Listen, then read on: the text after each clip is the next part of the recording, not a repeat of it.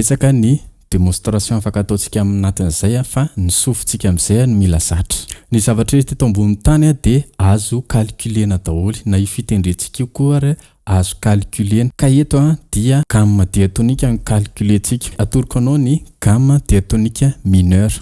Be dia be ny hira gamme diatonique mineure ny noty ao anatiny misy an'izay fa izay rehetra izay dia sofintsika ny mihaino anazy. Ny sofina no manamarina anazy ohatra hoe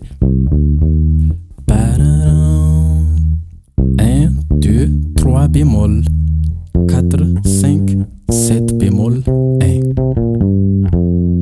Dia mbola asitsika 6 bémol izy 1, 2, 3 bémol 4, 5, 6 bémol 7 bémol 1. Inona indray le hoe bémol. Fa ao anatin'izay dia mianatra lesona anankiray tsika tsy inona fa ny atsotsika hoe intervalle tierce. Ohatra hoe ohatra zao.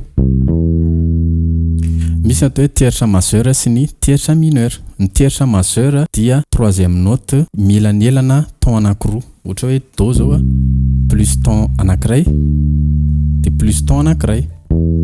Zay izy ny tierce majeur. Raha tierce mineur indray izy un ton plus demi-ton. Ohatra izay. Ny atao hoe bémol dia note anankiray na analana demi-ton le feo. Ohatra hoe eto zany. Dia raha bémolisena ito dia lasa miembotra eto. Fa efa misy anarana correspondre miaraka aminy. Ohatra hoe 3 bémol.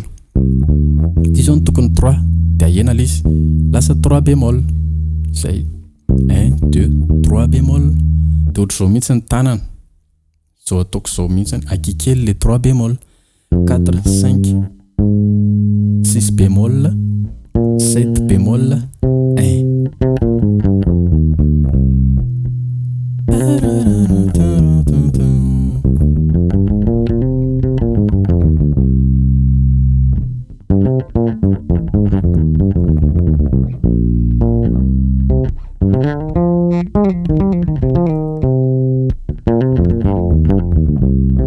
Betsaka ny démonstration afaka ataontsika aminatin'izay fa ny sofintsika amin'izay no mila zatra. Zay foana natao répétition dia tadidin'ny sofinao zay. Ampiarahana amin'ny feo le izy amin'ny vocal tsika dia ohatra hoe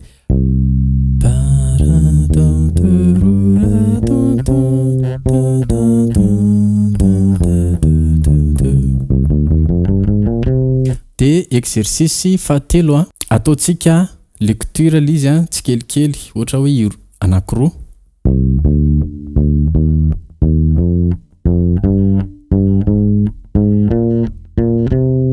Zay ny videontsika. Raha tianao ny tohizany ilay fizarana ohatran'izao eto amin'ny pejy raha tianao ny tohizan'izao dia azadino ary isaorananao sady manisy sabonina amin'ny pejy ary manaraka tsy tapaka ny fizarana eto.